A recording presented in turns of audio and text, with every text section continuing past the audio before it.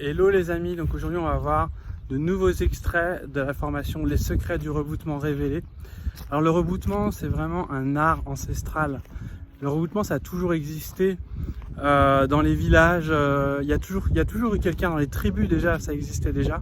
C'est vraiment l'ancêtre de l'ostéopathie, des thérapies manuelles qui travaillent non seulement sur le corps mais aussi sur l'esprit. Donc j'espère qu'il n'y a pas trop de vent. J'ai vraiment envie de faire cette vidéo dehors. Et donc aujourd'hui je vous mets de nouveaux extraits. Et si jamais vous avez envie que je traite quelque chose en particulier, n'hésitez pas à me le demander en commentaire. Je vous mettrai des extraits de la partie qui vous intéresse. Je vous rappelle aussi que la formation Les secrets du rebootement révélé est à moins 50% jusqu'à la fin du mois. Donc si ça vous intéresse, n'hésitez pas à aller voir dans la description. Dedans, il y a aussi des bonus qui sont prévus, dont je n'ai pas forcément parlé, mais qui va travailler sur le magnétisme. Il y a une formation de magnétisme qui sera offerte avec. Il y a une formation aussi sur les nettoyages énergétiques des lieux et nettoyage énergétique du thérapeute. Voilà, parce qu'en fait, c'est important d'entretenir sa santé, son énergie, quand on travaille sur l'énergie des gens, parce qu'en fait, la thérapie manuelle, ça agit aussi sur nous, on interagit avec l'autre. Il y a aussi un petit bonus sur le nettoyage émotionnel. Donc je vous donnerai mon outil que j'utilise pour travailler les émotions. Voilà, donc bon visionnage et à bientôt. Ciao les amis.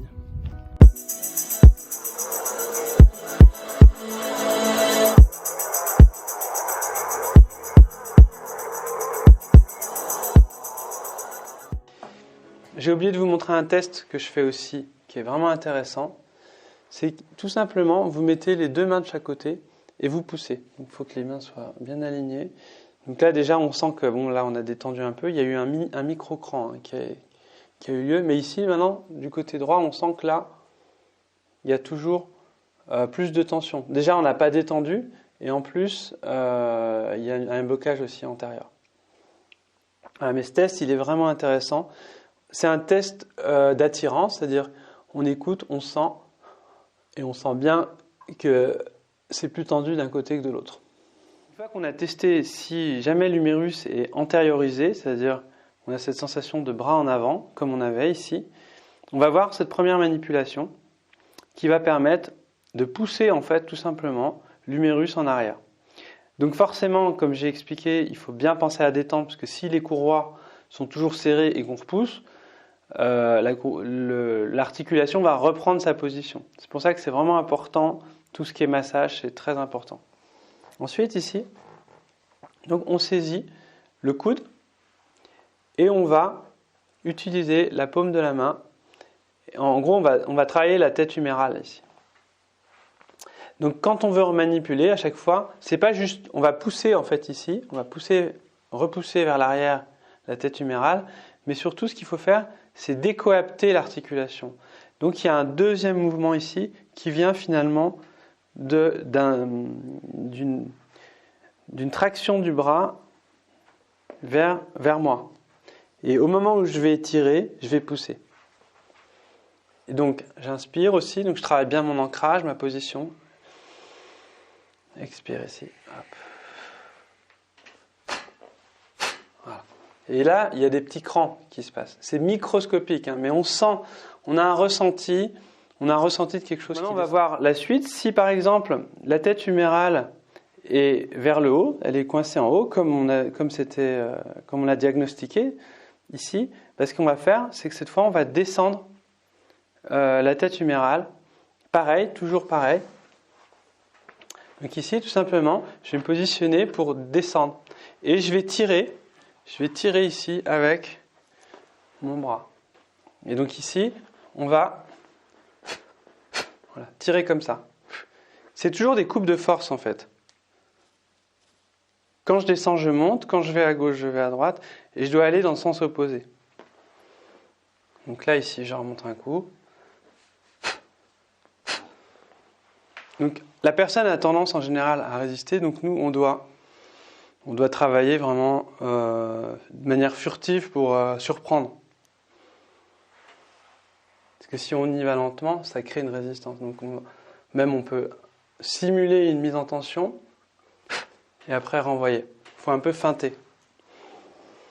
Voilà. Ensuite, si c'est là on a vu antérieur, si c'est postérieur ici, c'est-à-dire que si l'épaule est vraiment derrière ici, et ben en fait on va travailler en postérieur comme ça. En gros, voilà. Si c'est derrière, on pousse en avant. Si c'est devant, on pousse en arrière. Si c'est en haut, on pousse en bas. En général, ça n'arrive pas trop qu'elle soit coincée en bas, mais ça pourrait être ça. On pourrait ici. J'aime bien ici positionner ma main de cette manière-là parce que ça me permet d'avoir mon centre connecté et son bras est vraiment relâché, puisque là, il y a tout l'avant-bras qui est connecté. Voilà. Après, on a moins de jeu, mais on a un meilleur centrage. Donc, on pourrait refaire, vous voyez, le cabestan qu'on avait vu du pec. On pourrait refaire le cabestan, je remonte en même temps, du dorsal pour détendre l'épaule. Ensuite, on va avoir une technique de garbure. Donc, tout simplement ici, on va le faire debout, mais on peut le faire aussi. Voilà. On positionne notre doigt sur l'insertion d'un muscle. C'est vraiment souvent, c'est une sorte d'inflammation au niveau de l'insertion du muscle. Donc ici, ce qu'il y a de plus simple ici, c'est tout simplement d'appuyer et de faire des petits cercles.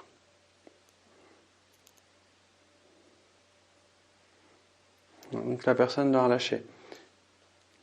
On va le faire aussi allongé, c'est beaucoup plus simple.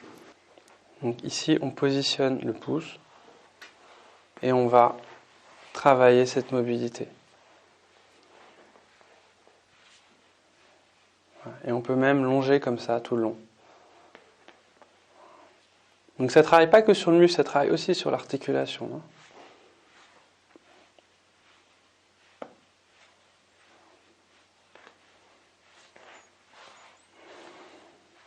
Ici, on va travailler vraiment un mouvement qui va travailler sur les clavicules, la tête humérale et qui va remettre de la mobilité dans cette articulation. Tout simplement, vous allez saisir la ceinture scapulaire ici. Vous saisissez, ce qui est important, c'est que je ne suis pas en train de saisir le muscle, mais je saisis vraiment la clavicule avec et derrière. Ensuite, ici, on va faire des mouvements comme ça, ici. Donc, chaque fois que je vais aller en arrière, je vais pousser en avant. Chaque fois que je vais en avant, je tire en arrière. Chaque fois que je vais en haut, je pousse en bas. Vous voyez, il y a un couple de force comme ça. Et ce qu'on veut, c'est remettre du jeu, tout simplement, dans ce système-là. Et je fléchis bien, je tire bien jusqu'à l'arrière, je monte un peu, pas trop. Donc bien sûr, si la personne a mal, on ne bourrine pas, on fait attention, on est à l'écoute. Des fois, il y a des grosses inflammations, l'épaule est coincée, mais si on peut commencer à lui faire, on fait faire des petits mouvements, puis un peu plus grand. Puis la personne respire, puis voilà, des fois, il y a des petits cloucs, des petites libérations qui font que ça y est, ça peut débloquer aussi une épaule comme ça. Et ensuite, dans l'autre sens.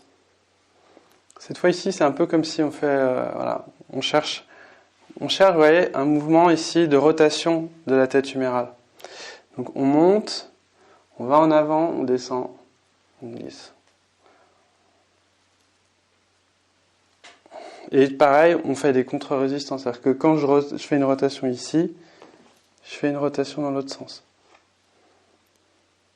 On interagit comme ça. Quand je reviens en arrière, ici, je repasse en avant ici. Hop, et ça clouque d'ailleurs. Donc c'est du jeu, c'est pas forcément... c'est normal d'avoir des bruits quand on bouge.